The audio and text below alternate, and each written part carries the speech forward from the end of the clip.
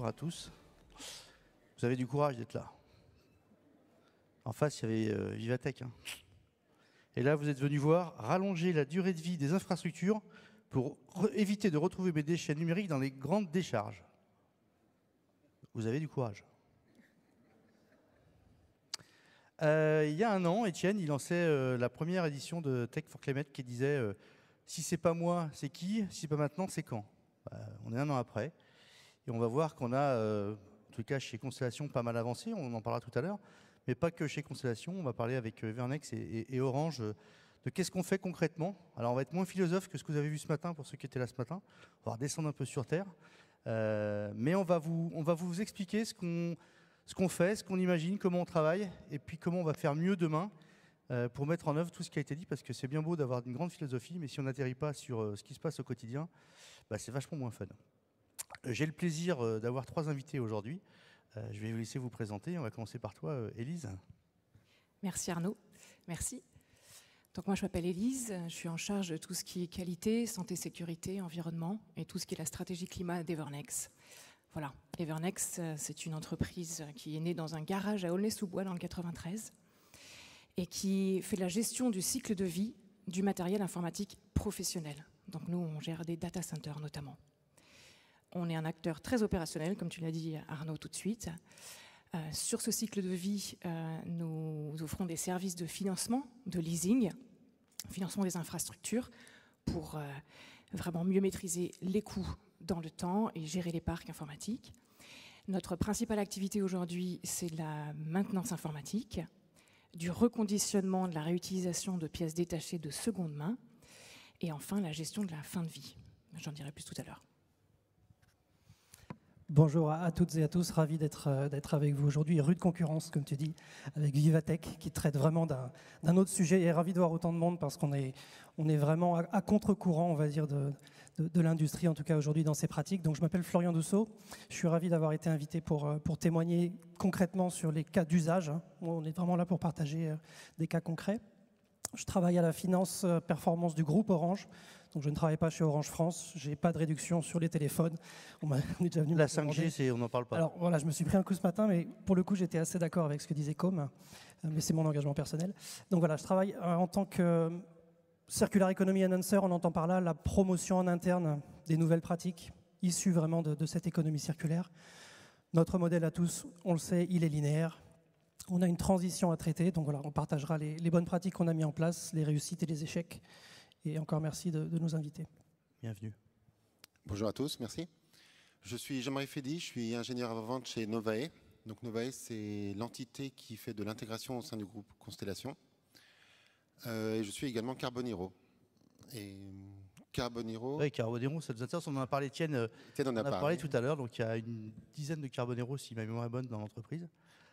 Et donc, c'est quoi Carboniro pour toi? Carboniro, c'est une communauté d'acteurs plutôt techniques, avec des profils plutôt techniques, issus de toutes les activités du groupe Constellation, donc du cloud, du développement, de l'intégration et d'autres encore. Et on a été initié aux impacts du changement climatique, on a été sensibilisé aussi à l'impact de l'informatique et de l'IT dans sa globalité, et on œuvre à la transformation de notre activité pour pour éviter des émissions auprès de nos clients. On travaille bien sur la partie pilier B, on évite du carbone chez nos clients. D'accord. Première question, Florian, comment dans un grand groupe comme Orange, qui est un groupe international, le CAC 40, comment on intègre dans les projets la notion de bas carbone et comment on allonge la durée de vie des matériels? C'est une vaste question, effectivement. Donc, Orange, pour rappel, on est présent dans 26 pays dans le monde. Donc on est confronté à des réglementations et à des impératifs géographiques, contextuels vraiment très très différents. D'un point de vue économie circulaire pour le groupe Orange, le gros challenge pour nous, c'est clairement d'insuffler un changement de pratique auprès principalement de nos fournisseurs. Orange aujourd'hui est une société de services. On fournit bien sûr du service à nos clients professionnels et individuels particuliers. On ne construit pas de produits. Très clairement, on achète les produits auprès de nos fournisseurs. Et pour ça, il faut qu'on soit en capacité de faire les bons choix au bon moment. Très honnêtement, on l'a vu ce matin avec le discours de Com par rapport à la 5G, effectivement. Aujourd'hui, on se pose la question, est-ce que c'est vraiment quelque chose qui est nécessaire? Je ne crois pas qu'on se soit posé cette question pour la 4G, pour la 3G. Donc, on voit qu'il y a vraiment quelque chose qui change. Donc, comment ça se traduit au quotidien dans les processus d'un opérateur télécom? Comment est-ce qu'on peut continuer à offrir du service à nos clients en réduisant l'empreinte carbone, sachant que tout équipement qu'on va déployer, il y a du carbone derrière pour sa fabrication, l'extraction minière, etc. Donc très clairement, vous l'avez vu dans le nom de cette table ronde, hein, comment est-ce qu'on peut rallonger la durée de vie des produits, parce que c'est pour nous l'un des contributeurs forts à la réduction carbone de nos activités. Et pour ça, il faut d'abord faire le bilan. Je pense qu'on en a parlé tout à l'heure d'ailleurs à la table ronde précédente. Quelle est la répartition de nos scopes d'un point de vue purement carbone? Sans surprise, pour un groupe comme Orange, le scope 3 aujourd'hui représente plus de 80%.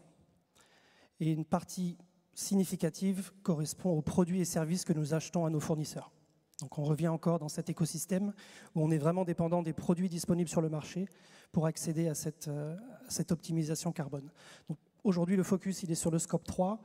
Encore une fois, on a des géographies très différentes, que ce soit en Europe, en Afrique, au Moyen-Orient ou même en Pologne. Hein. Typiquement, c'est aujourd'hui l'un des pays qui est le plus chargé au point de vue mix énergétique.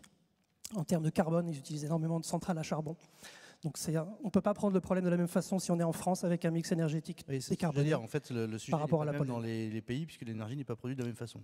Tout à fait. Donc d'abord faire le constat et après développer des actions en fonction des géographies et des matériels aussi qui sont déployés. Dans la partie, Élise, dans la partie obsolescence programmée, on se moque souvent des vendeurs ou des fabricants de la vaisselle ou de lave-linge qui l'ont fait pendant longtemps. Je crois que c'est interdit maintenant par l'Europe. J'ai quand même l'impression que dans l'IT, on est pas mal, voire on est même peut-être encore pire, puisque les constructeurs notamment, alors je pense qu'il y en a peut-être dans la salle, je m'excuse pour eux, mais c'est la réalité, font tout pour pousser au renouvellement par l'obsolescence programmée, qui est souvent software d'ailleurs, infrastructure mais software. Comment on traite chez Evernex ce sujet ? C'est un sujet absolument clé, comme le soulignait Florian. Ce qui est important de comprendre dans l'analyse du cycle de vie d'un serveur, par exemple, c'est que la majorité de son impact se fait à la fabrication, avec aller chercher des minerais, aller chercher toutes les matières premières pour le fabriquer. On sait très bien qu'aujourd'hui, selon le mix énergétique, l'usine où elle est implantée, on est entre 60 et 80% de l'impact. Nous, chez Evernex, on a décidé de rallonger la durée de vie au maximum de ces machines. Alors pour nous, chez Evernex, on est vraiment sur le data center, on ne fait pas du téléphone portable, on ne fait pas de l'ordinateur portable, on est vraiment sur des serveurs, du réseau, du storage et des librairies.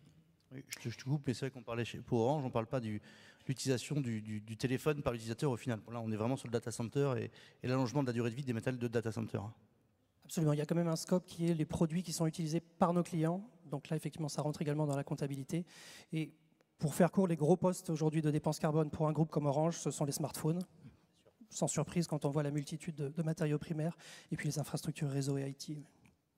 Et ce que tu soulignais, Arnaud, tout à l'heure, c'est que pour un constructeur, bien sûr qu'il a un business model où il va essayer de renouveler l'achat de parcs informatiques par ses clients assez régulièrement. Et il va mettre des dates d'utilisation, comme sur les yaourts.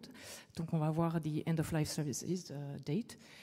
Nous, chez Evernex, donc en général, c'est entre 5 et 5 ans pour un OM, 5 et 10, oui, on va dire 7 à peu près en moyenne. Allez, on va s'accorder là-dessus. Voilà, nous, on fait tout pour repousser cette date, c'est-à-dire qu'on est capable, on a une expertise multimarque, on a un stock de pièces détachées de deuxième main assez important, l'un des plus importants en Europe, et donc on est capable d'intervenir et d'allonger cette durée de vie entre 5 et 10 ans, selon parfois 12, enfin selon les technologies, bien entendu.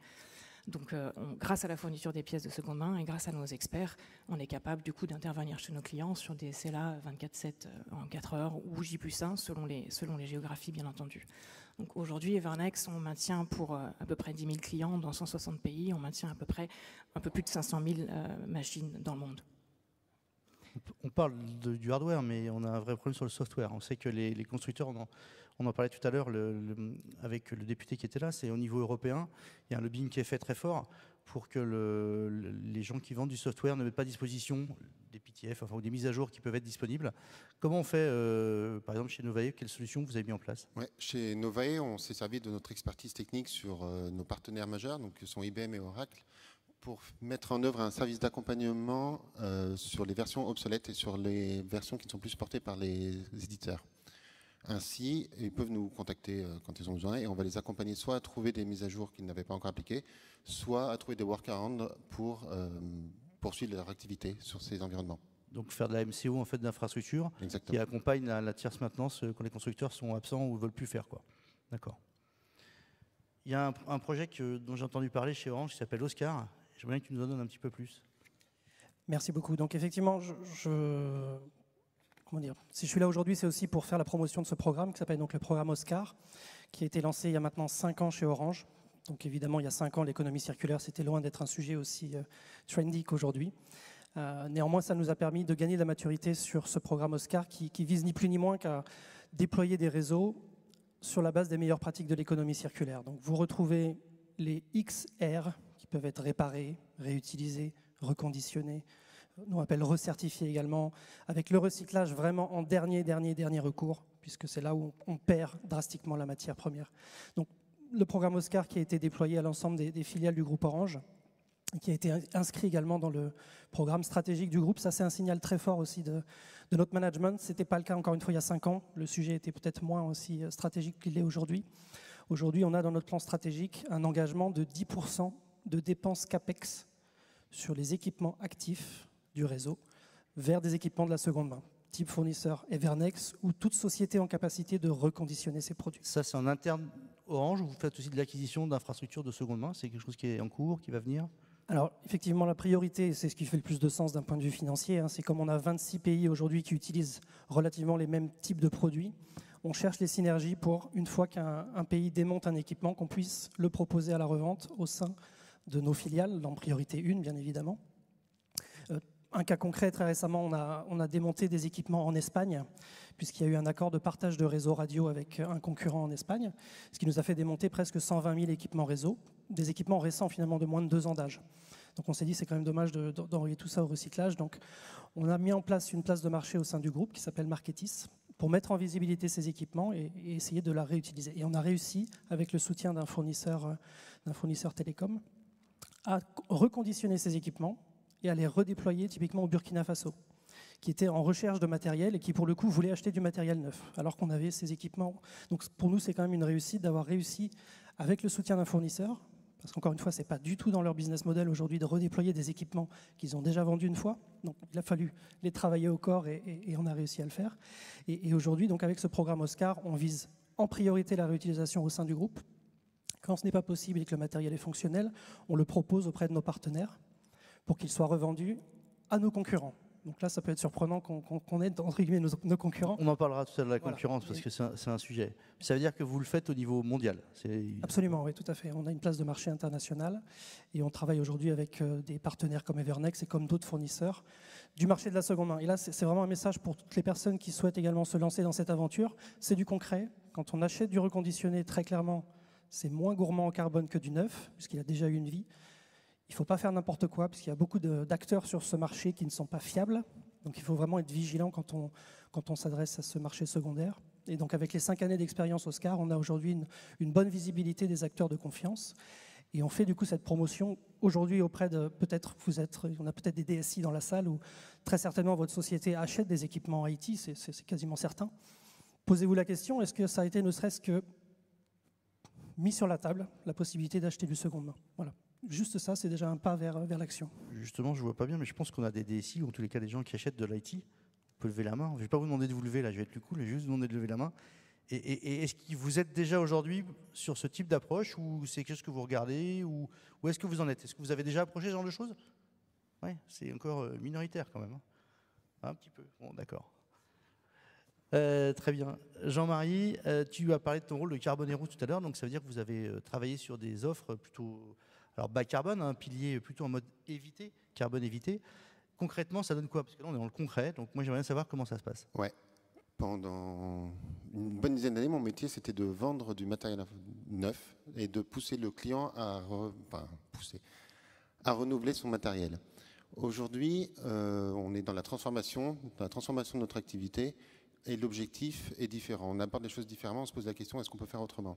Donc on travaille en étroite collaboration avec le bureau d'études d'impact pour comprendre et donc mesurer l'impact de notre activité et aussi établir les plans d'action et les valider les réductions qu'ils auront, valider leur impact. Avec cela, on a établi 2 offres au sein de Novae. Je ne parlerai pas de celle de tout le groupe, mais juste des 2 de Novae.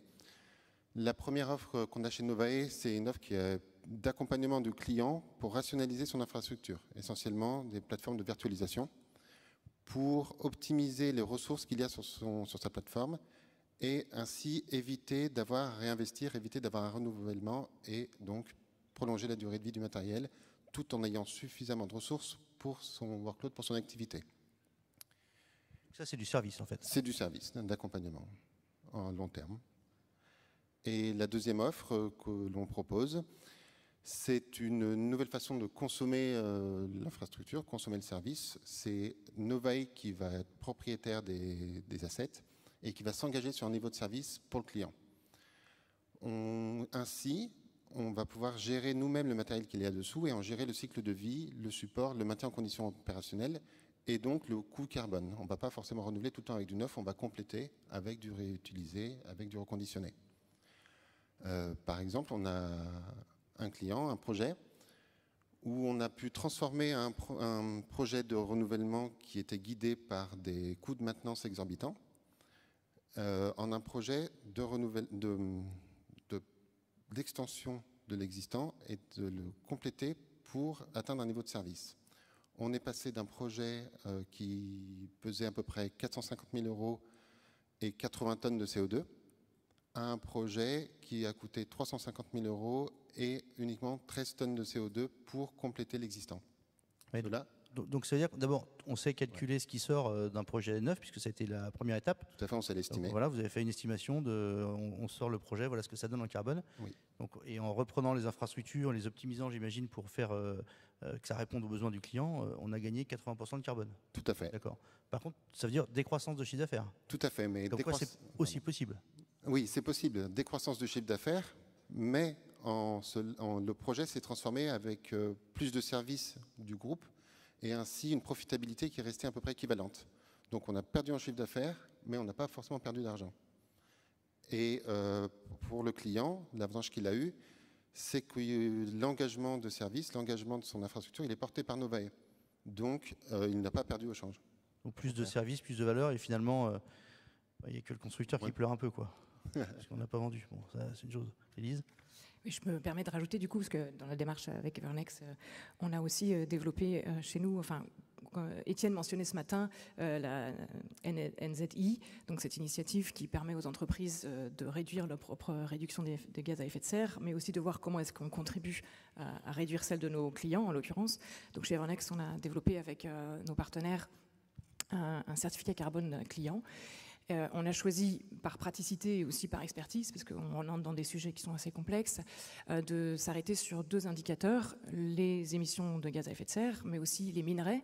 Et donc on fournit à nos clients qui ont du parc en maintenance chez nous un petit certificat de carbone évité et de tonnes de minerais qui n'ont pas été prélevés, puisqu'on n'a pas fabriqué du neuf, mais on maintient et on rallonge la durée de vie du matériel informatique de nos clients. Donc par exemple, on parle carbone, ce matin on a parlé de l'eau, on a parlé des matières, c'est un vrai sujet, quoi.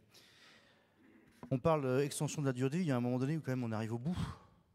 On garde les matériels, on les garde, mais bon, je pense qu'il y a quand même une fin. Et c'était le sujet, c'est comment on évite que mon matériel se retrouve au Ghana. Je pense notamment, on a parlé tout à l'heure de chez Orange, vous êtes présent notamment en Afrique. Comment on traite le rebut, parce qu'à un moment donné, il faut l'appeler comme ça, comment on évite qu'il soit dans la fameuse décharge.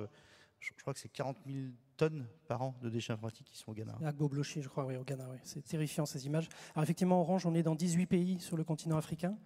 18 pays, ça veut dire aussi 18 régulations différentes. Donc c'est extrêmement compliqué d'appréhender. En Europe, on a 7 opérations, donc on a quand même un cadre assez unifié et des réglementations solides avec des partenaires fiables. Côté Middle East et Africa, on a vraiment des difficultés aujourd'hui. On n'a pas identifié de capacité opérationnelle sur le continent. Quand il s'agit de démanteler un équipement... En Europe, c'est une règle européenne qui est la même à peu près pour tout le monde. En Afrique, il y a des règles ou il n'y a pas de règles, ou en tous les cas, vous n'avez pas de partenaire? Il y a des règles locales et malheureusement, aujourd'hui, l'une des solutions qu'on a envisagées, ce qu'on fait, c'est qu'on rapatrie du matériel en fin de vie en Europe pour qu'il soit traité proprement dans les usines, notamment en Normandie. Donc il y a une bonne nouvelle, c'est que ça ne finit pas au Ghana. Il y en a une moins bonne, c'est qu'il y a eu un choix à faire. Et le choix, ça a été de rapatrier les matériels, qui a aussi un coût à un moment donné. Absolument. D'accord. Comment on fait quand ça arrive en France, comment dans les usines, quand à un moment donné, on peut plus... Alors, il y a une durée de vie. Hein. Une fois que le produit ne vit plus chez Orange, il vit encore chez Evenex parce qu'on récupère des pièces pour la maintenance notamment. Et après? Absolument. C'est intéressant de voir à quel moment est-ce qu'on considère que c'est un déchet, un D3E.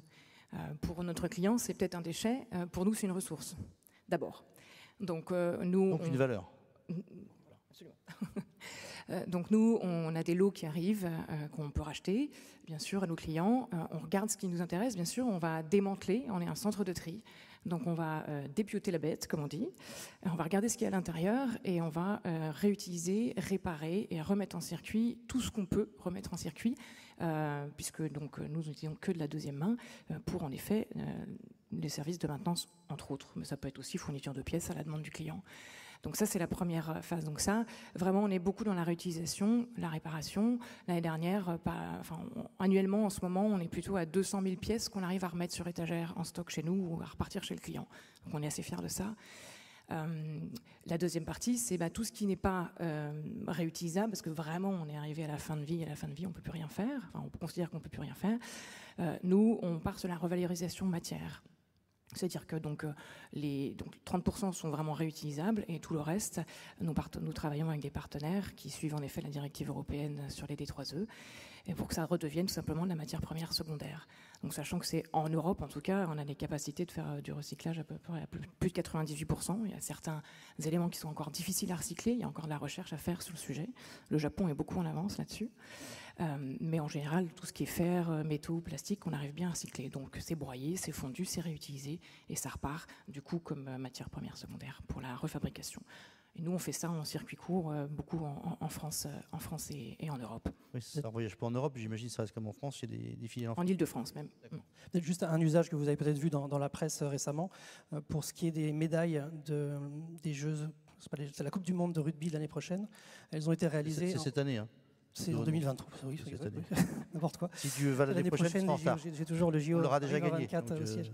Donc en fait, c'est à la base de matériaux recyclés, justement des téléphones. On a pu récupérer les matériaux primaires et refaire des médailles. Donc là, c'est du concret. On voit qu'on arrive à réutiliser ces produits. Malheureusement, un smartphone aujourd'hui, c'est entre 50 et 70 minerais des terres rares. Je ne suis pas spécialiste du sujet. Mais en tous les cas, on perd la majorité aujourd'hui pour toujours des matériaux qui ont été utilisés.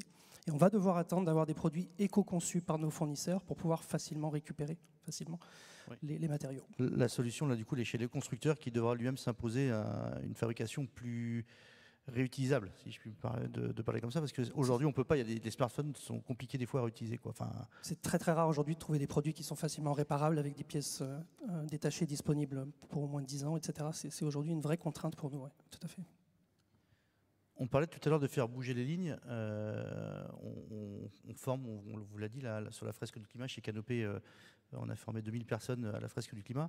Le but, c'est d'emmener son écosystème. Alors moi, j'ai entendu, on en a parlé tout à l'heure, un programme qui est coopétiteur, c'est ça C'est un terme un peu qu'on a appris il n'y a pas très longtemps, ça s'appelle la coopétition. La coopétition. C'est comment travailler en collaboration avec ses compétiteurs. Donc c'est concurrent en fait. Avec ses concurrents, tout à fait. Et dans le but toujours d'amener l'ensemble de l'écosystème et de l'industrie vers ces transformations. À titre d'exemple, un groupe comme Orange, c'est 42 milliards d'euros de chiffre d'affaires. C'est une goutte d'eau dans les 1500 milliards d'euros de chiffre d'affaires mondial des télécoms. Donc tout seul, on ne nous entendra pas.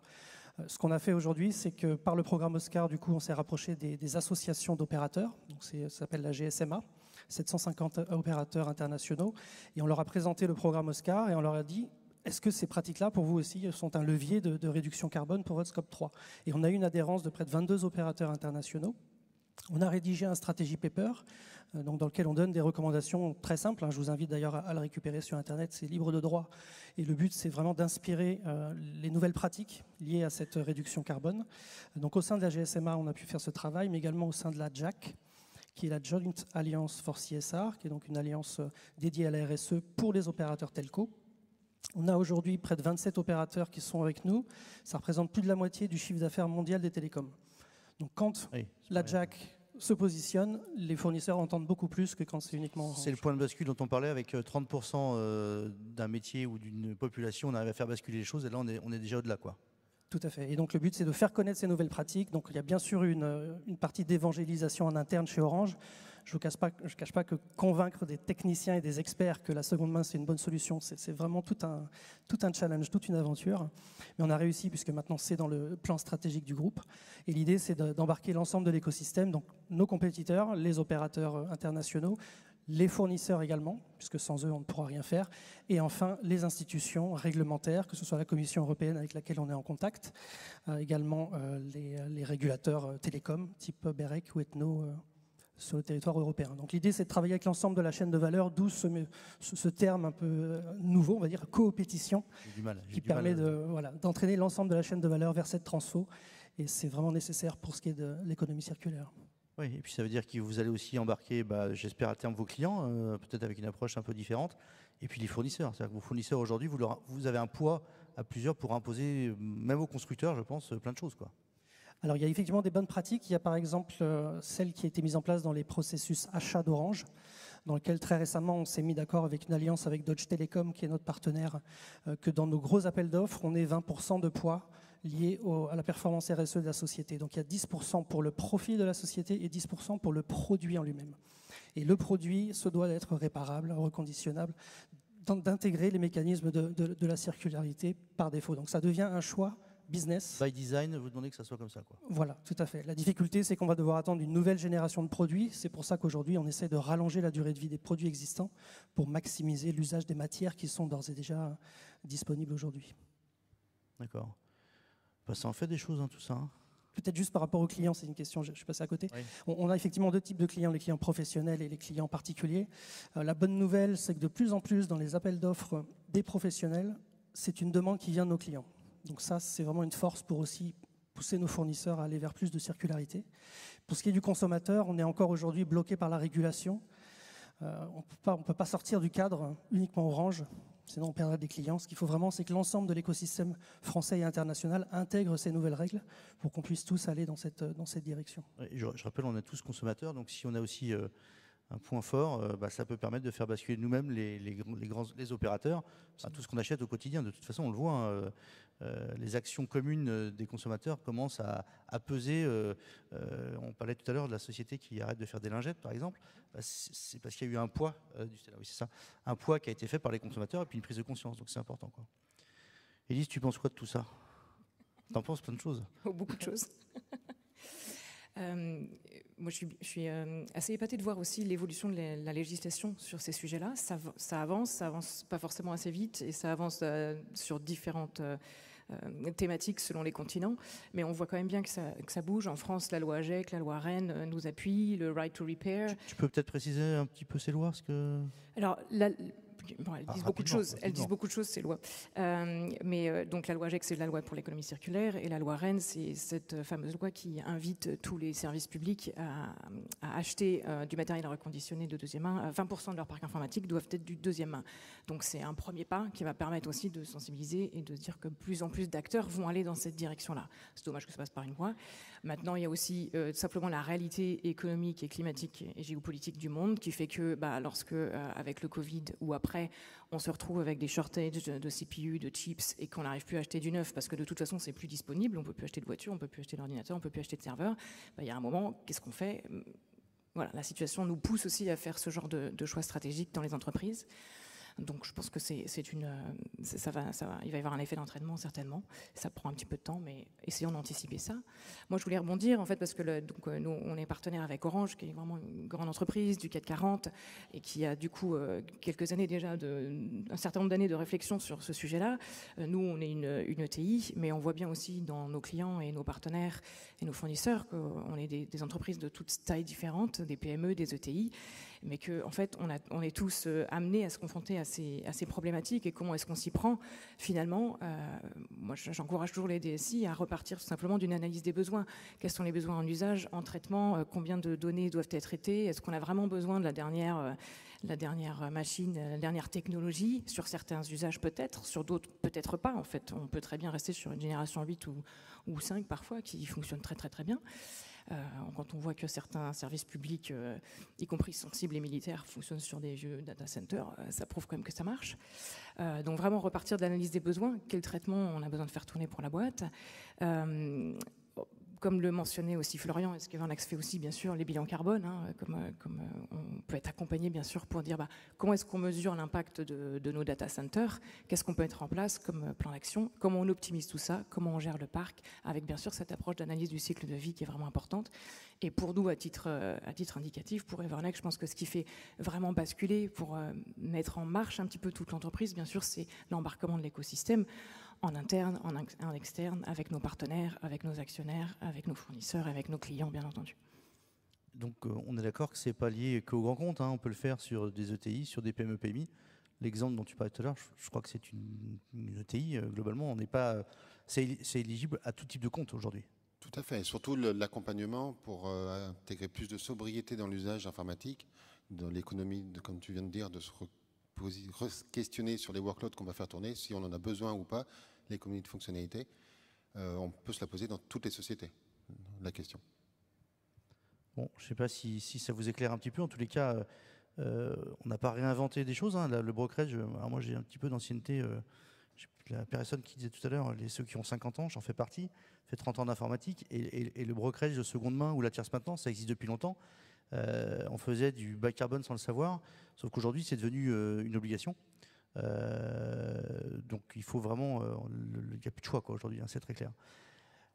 Il nous reste une grosse dizaine de minutes. Si vous avez des questions, on va faire une petite. Enfin là, je vais me permettre de citer Mère Teresa et ça va rebondir à ce qui a été dit ce matin. C'est une petite goutte, ce que l'on est en train de faire dans l'océan, mais sans cette petite goutte, l'océan serait plus petit. Donc on travaille avec ce qu'on peut, on avance. C'est du concret aujourd'hui chez Constellation, vous l'avez compris, mais pas que chez Constellation. Si vous êtes nombreux aujourd'hui, c'est que la question est dans vos têtes. Et je pense que c'est un sujet du quotidien. Et on va changer les choses et tous ensemble. Voilà. Merci pour en tous les cas, votre attention. On va passer s'il y a des questions. Ah, il y a Audrey qui... Ah, voilà, monsieur. On va vous donner un micro. Voilà.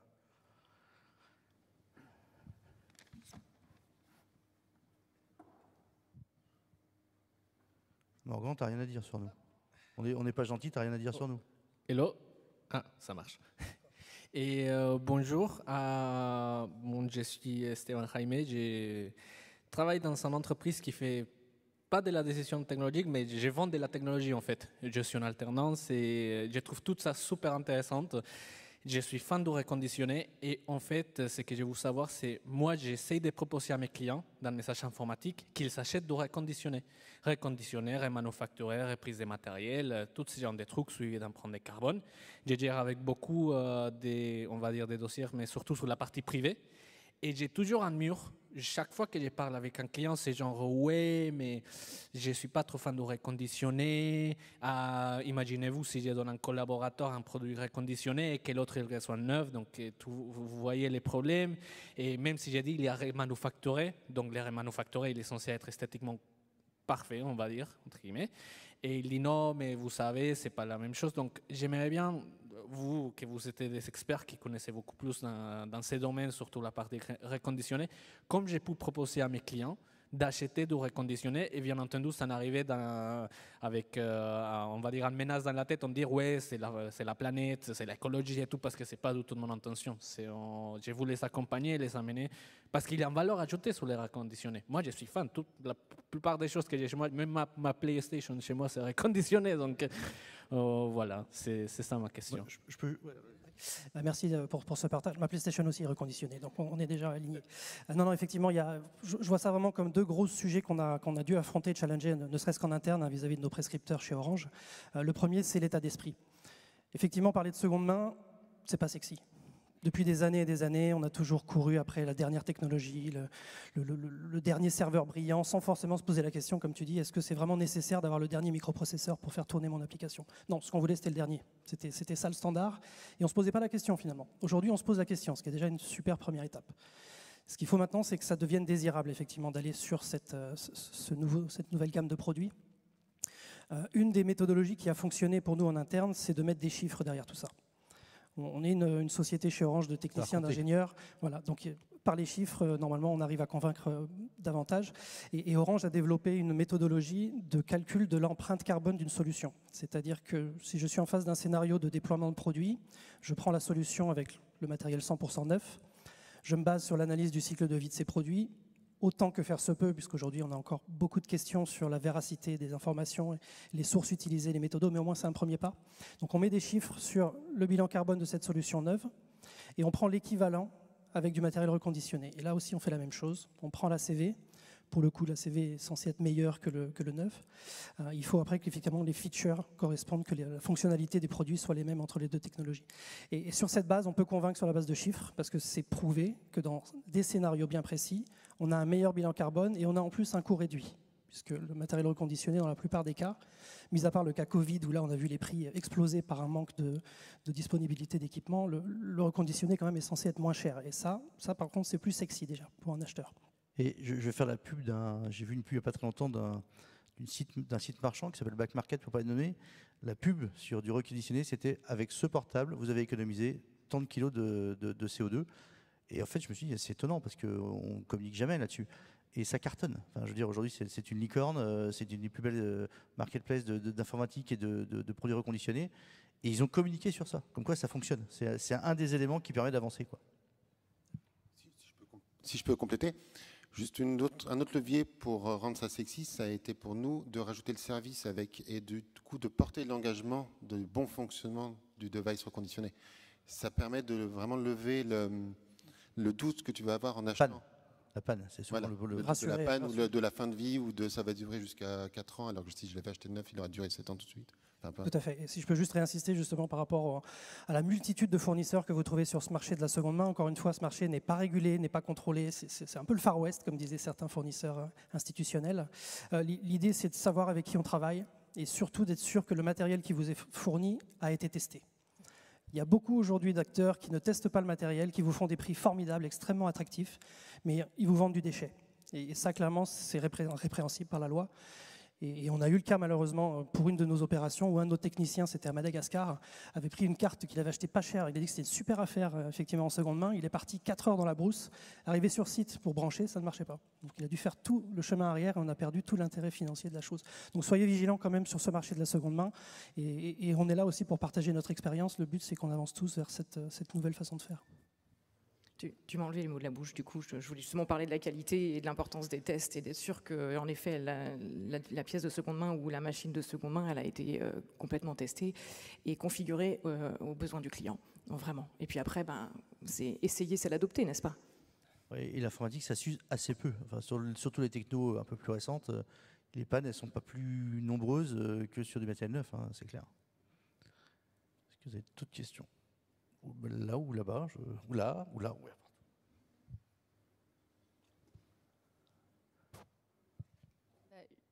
Bon.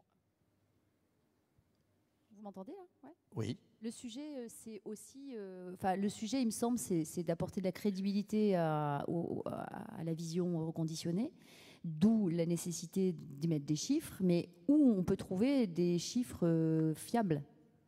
Pour faire quelle méthode? Est-ce qu'il existe des méthodes fiables de calcul, des impacts comparatifs du neuf et de l'occasion? Alors vous mettez le doigt sur le sujet clé qui est vraiment notre problématique majeure aujourd'hui, c'est ça, c'est la fiabilité des données. Aujourd'hui, malheureusement, on se repose beaucoup trop sur nos fournisseurs qui sont jugés partis, puisque eux-mêmes doivent... La plupart du temps, c'est même pas eux qui fabriquent le matériel. Ils font appel à des partenaires, qui font appel à d'autres partenaires. Et la charge pour l'ensemble de l'industrie maintenant, c'est d'aller creuser tous ces partenaires on les a jamais vraiment challengés d'ailleurs, pour en sortir des chiffres. Et pour ça, on s'appuie. Alors pour les télécommunications, on a un organisme de l'Union internationale des télécoms qui fait partie des Nations Unies, qui permet de standardiser des protocoles.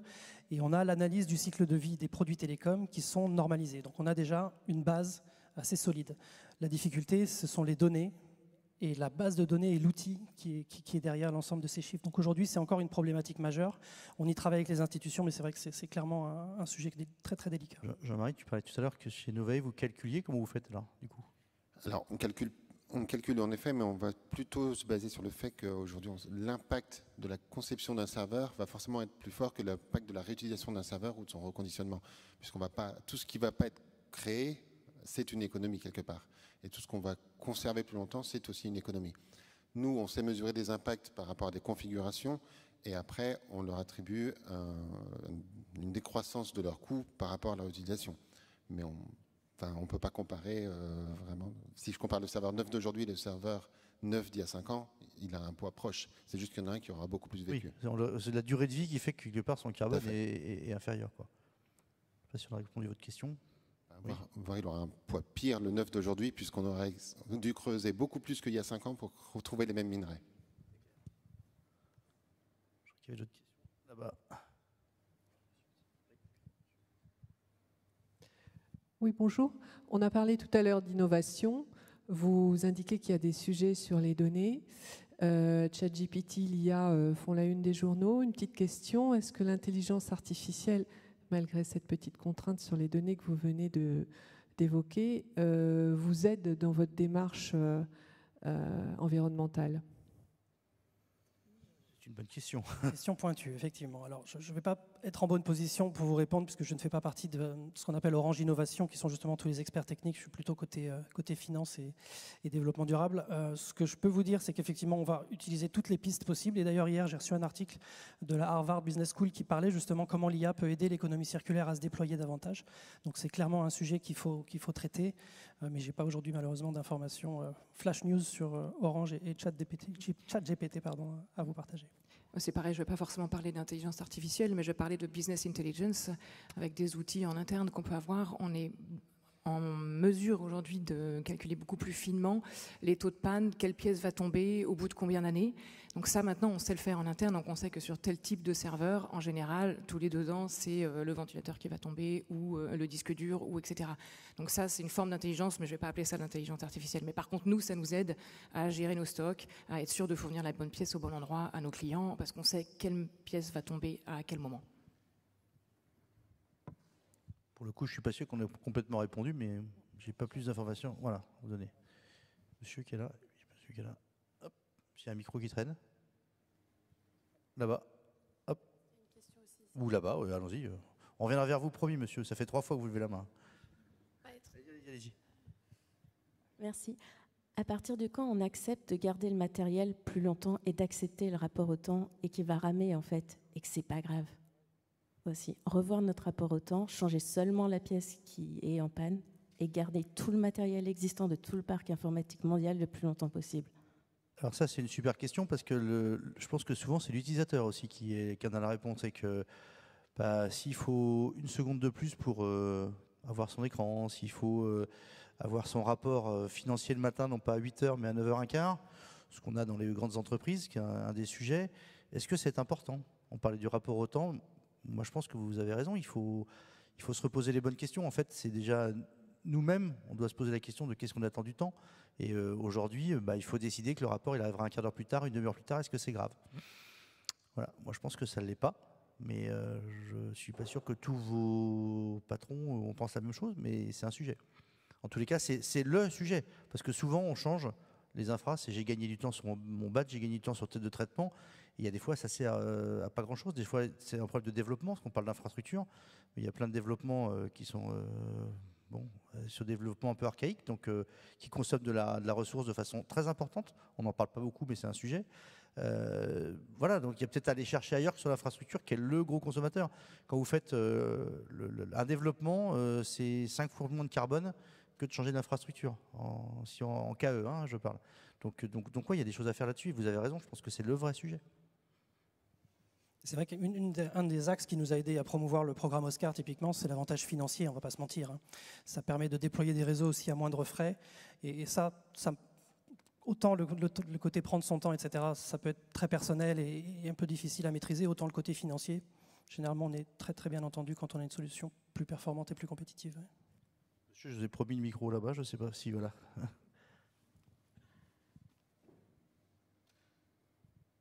Bonjour, merci. Tom Nico, chargé de mission à l'ARCEP en environnement. Peut-être 2 questions. Première question, c'est comment vous arrivez à arbitrer tous les enjeux marketing, communication versus les enjeux environnementaux, parce qu'on voit effectivement que voilà, on peut recevoir des SMS pour renouveler les smartphones, etc. Comment vous arrivez à dialoguer avec d'autres services? Est-ce que c'est encore très transverse, etc. Et après, deuxième question, c'est comment vous arrivez aussi à intégrer les enjeux d'économie de la fonctionnalité et discuter aussi avec vos parties prenantes sur cet enjeu-là. Je ne savais pas qu'il y avait quelqu'un de l'ARCEP dans la salle, j'aurais dû faire attention. Non, je suis pas parti, je ne fais pas partie d'Orange France, donc je ne vais pas pouvoir m'exprimer à leur place. Ce que je sais, c'est qu'effectivement, la régulation, il faut qu'on travaille ensemble là-dessus pour arrêter d'avoir des injonctions contradictoires. Quand on nous demande de déployer la 5G sur 100% du pays, je ne suis pas persuadé que ça soit pertinent. Donc là, il y a vraiment un axe de travail à faire, mais je préfère botter en touche parce que je ne suis pas d'Orange France. Et l'autre partie de votre question, excusez-moi, c'était ? Ah oui, l'économie de la fonctionnalité, alors c'est effectivement des nouveaux business models, typiquement on est dans l'économie circulaire pure. C'est des questions qu'on a adressées à des très grands fournisseurs internationaux, je ne vais pas les nommer, mais ce sont les plus connus sur la place publique et vous les connaissez aussi. Ils n'ont aujourd'hui que très peu de choses à nous partager. Donc tout reste à écrire, de la façon dont on pourra demain déployer des réseaux avec un respect de la neutralité carbone qui est attendue pour 2040 pour ce qui concerne Orange. Donc là, toute l'aventure reste à construire. C'est passionnant, c'est un peu angoissant aussi parce qu'on ne sait pas trop où aller. Donc c'est pour ça qu'on essaye au maximum déjà ce qui marche et ce qui fonctionne. Donc le reconditionné, la réutilisation, le réemploi, le renoncement. Mais on a encore beaucoup de choses à développer sur l'économie de la fonctionnalité comme relais de réduction carbone. Et pas de compensation chez Orange, si ma mémoire est bonne. Alors, on est très vigilant sur la compensation carbone. C'est souvent ce que les grands clients internationaux, les fournisseurs internationaux nous proposent. Et là-dessus, on n'est pas du tout partie prenante puisqu'on ne considère pas qu'en plantant des arbres, on va sauver la planète. Ce n'est pas suffisant. On le fera pour les 5-10%, mais on n'ira pas au-delà. Voilà. Nous, on vient juste de passer le timing. Je suis désolé s'il y a encore des questions. On peut peut-être en prendre encore une. Ah, allez, monsieur, ici.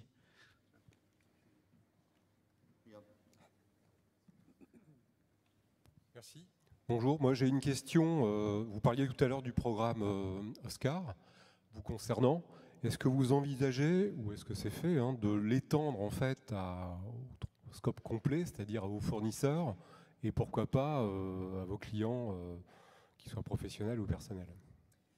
Alors pour ce qui est des clients, on a déjà le programme RE, que vous connaissez peut-être, qui vise très clairement comme Oscar, mais pour les smartphones, la réutilisation, le reconditionnement. Et là, on fait le maximum. Effectivement, on a pris des engagements pour 2025 d'augmenter la part de vente. Je crois que c'est 10% dans les ventes du groupe Orange de reconditionner. Donc c'est peu, mais c'est déjà beaucoup par rapport à l'écosystème aujourd'hui.